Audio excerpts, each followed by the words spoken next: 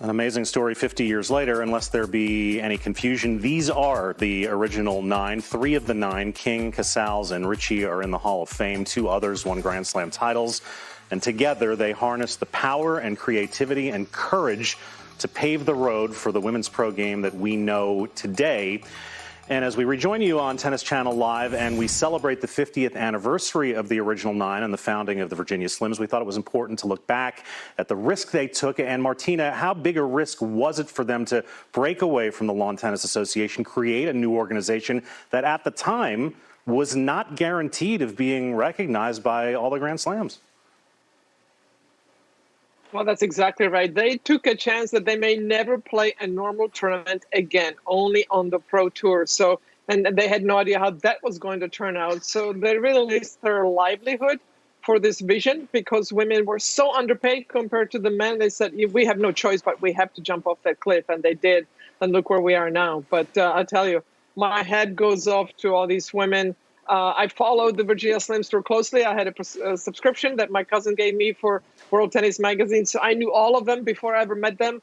But I really appreciate so much what they did. They took a massive, massive risk, and it paid off for all of us. Thank you very much, the original 9.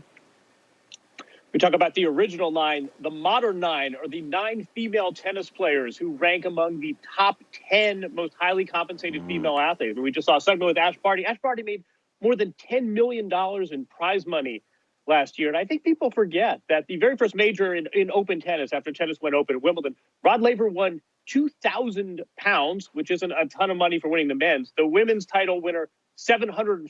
I mean, the men were making 12 times the prize money at the women at some events. So we have indeed come a long way. $3 million to the men's winner, $3 million to the women's winner 50 years later. That, friends, is progress. And it reminds that there's been a lot of water under the bridge to get us to where we are today, where there are more and more combined events, which is the true strength of tennis. They're the best events, the ones that all of us are most interested in, the ones that get the most attention. And it's interesting, it's curious, this new player association being formed by the men, they're not giving their new CEO a chance to pursue more of those events, which will create more money for them and more attention for the sport. So there have been a lot of sacrifices made by a lot of people to get us to where we are today, which is an incredible place with incredible opportunity for men and women. And I just hope that they can find a way to keep working closely together, because that is the winning formula for this sport. It is truly one of the most important pivot points in tennis history.